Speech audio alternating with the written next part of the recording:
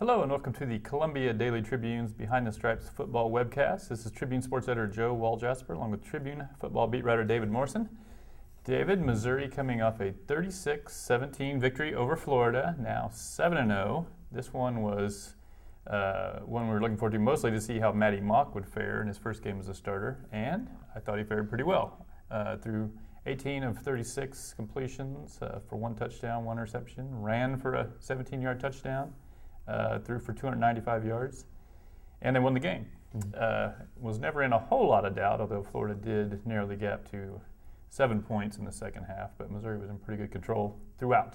Just maybe your impression of Maty Mauk's performance and what sort of chance you think he gives him now going forward. Well, just like we thought, they came out really conservative with him. No, Henson and Hill and Pinkel said the whole week that they weren't going to change the offense, and I was skeptical. I don't know if you were, but I was, that would be the case, that they might kind of put the kid gloves on and have Mauk throw safe routes, but then, of course, they just go up top in the first two plays, 61 yards and a touchdown. So, he showed he has, the skill set to be the next James Franklin, to run the offense like James Franklin did. I think the decision-making needs to come along a little bit more, though, because especially for most of the first half, really, after that first drive, he was trying to force things into windows that weren't there. He was picked off once. He probably could have been picked off 2 or 3 more times if circumstances had broken Florida's way. But then he responded very admirably in the second half and got back to being more efficient and making better reads. And he showed that escapability in the pocket, too, on that last that last touchdown run, getting out for that 17-yard touchdown. So, it was very encouraging stuff from Maty Mauk in the first start, and you'd only think that he'd get more comfortable as the season goes along. So, he's probably not quite up to James Franklin's, efficiency level and his and just kind of the command of the offense, but, the raw material is definitely there. Yeah, I thought with him, there's probably, I would say there was at least 2 or 3 passes where Missouri was ahead, and it was kind of a point in the game where you're thinking, unless they just start turning the ball over, and unless these interceptions are getting returned for touchdowns, they're not going to lose this game. So he probably could have dialed it back a little at that point.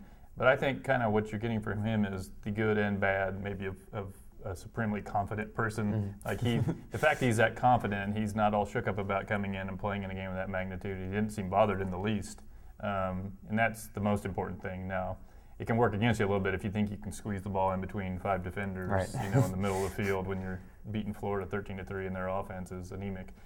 So you take the good with the bad, but he gives them a chance to win. It's not like, oh, James Franklin's out now, let's just hope we can win a game 13-10 with defense. I think he's going to be able to. He's not going to be as good as James Franklin, but he's going to be good enough to where he's not going to be the reason why Missouri doesn't get where it's going. Yeah, and I think the coaches can be able to kind of tamp down some of those self-destructive impulses in him. Like they did a good job with Franklin earlier in the year of having him be more careful when he ran, kind of. So and they managed to do that without sacrificing the good part of him running. So I feel like they can work with Mauk on being a little bit more careful without kind of sacrificing that gunslinger mentality or whatever we pundits call it.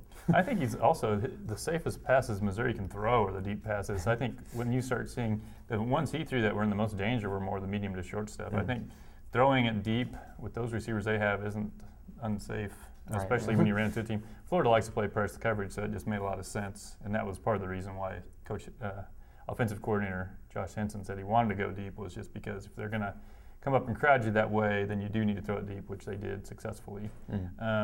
And that's really the strength of this offense is those receivers, so you don't want to sort of negate your own strength by ignoring it. So I think we'll probably continue to see a similar approach with him. If you're not going to kind of baby him in the first game, I don't know why you would in the games 2 through 6 or however more he plays. After the game, Missouri rises to 5th in the AP poll, 7th in the coaches poll, but I guess the only one that really matters now is the BCS standings. They are 5th in that. I think it's kind of now become a foregone conclusion, considering what else happened in the SEC last weekend, that Missouri is the favorite in the SEC East. They're 2 games clear of everyone in the loss column. But I guess, do you immediately go from saying, yes, they're the favorite in the SEC East to, are they a national title contender, which by the virtue of their BCS ranking, they are. Do you think that is a legitimate dream, hope? I mean, Yeah, I think so. It seems like it's kind of nuts to say it, especially with what we thought we knew about this team before the season. But I mean, they've taken on all comers in all sorts of different situations and come out on top so far. I mean, they're 7-0 and they're playing supremely confidently on offense, and especially after the Florida game on defense too, where not only were they creating turnovers, but they were just being the shutdown team that we haven't seen all year. And I mean, the Florida offense is kind of in shambles, but they're not that bad. Missouri made them look worse than they were. So, I mean, they're just playing with so much confidence on both sides of the ball. And you've got to think if they run the table, including a win over Alabama in the SEC championship game, which is a huge if. but if that were to be the case, they would be in the national title conversation, I would think. Well, if they do all that, I think they're going to be in it. Because, well, I mean, if they do all that, they deserve to be in it. Yeah. But I think when you look at the schedule, they probably still have 3 more regular season games that could be thrown in the category of toss-up games. Mm-hmm. I mean, the early line on the South Carolina game at Faurot Field, for some reason, South Carolina is favored. I'm not sure Maybe that will still. It was in the other Columbia. I'm not sure that Columbia's mixed up. I'm sure that will still be the case by Saturday, but that seemed odd. But then they've also got to go to Mississippi, which will be tough. That Mississippi beat LSU last weekend, and when Texas A&M comes here, that's going to be, you would assume, a shootout game. So it's just a situation that nobody dreamed Missouri would be in. I think it was more likely that, if you'd asked us in August, we would be thinking we might be gearing up for a coaching search than a talk of a national title. So 7-0. I thought win number 7 might have come in December in Shreveport, but it happened in Columbia in October. So lastly, while we're talking about Missouri being number 5 in the BCS standings, et cetera, what did happen? How did they go from a team we thought might be a 6-6, 7-5 type team to what they are now? Where are they better than we ever thought they were? I think the answer lies along both lines. Like on the offensive line, they've been healthy all year, and not only have they been healthy, they've been good. They've been giving Franklin and Mauk time to do stuff and to find those receivers you mentioned, which everybody knew was going to be a strong point coming into the season. Like, you knew that if they could find time to get the ball to Green, Beckham, Lucas, and Washington, they would do good stuff with it. And so they've given them time to find those playmakers. They've opened wide holes for the running back trio in the backfield. So the offensive line's been playing out of its mind, really. Been playing really well, and so is the defensive line. I mean, this is a group that, just about a month ago, all the questions were, why aren't you guys getting more pressure? Why aren't you guys getting more sacks? And so they come out and put 20 sacks up in the last 4 weeks, and they're doing it with 4 rushers too, which is the crazy part. They rarely ever blitz, but they always get there. I mean, you've got Michael Sam and Shane Ray coming around the edges, and Coney Ely too, and Marcus Golden when he comes in. They've just kind of got a seemingly endless stable of good edge pass rushers that are just making things very difficult on tackles and quarterbacks. So, I mean, both of the lines are playing so much better than I would have imagined, I think, so far. Yeah, the defensive line was one that, last year they did fine in the non-con, but then when they got in the SEC, if there was any pressure being put on a quarterback, it was being done by Sheldon Richardson. These other guys just sort of melted and were just sort of guys. And then the beginning of the season, they still seem to be just guys.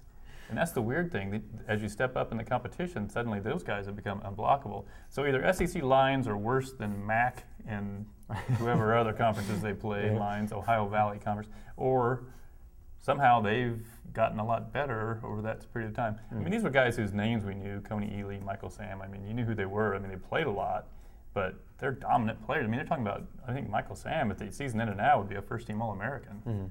I mean, it's been bizarre. Agree with you on the offensive line. Those guys are, I mean, you didn't know how good they were because they were just so hurt last year. But I think guys like Justin Britt and Evan Boehm are guys who would be getting strong consideration for all conference honors, I would assume.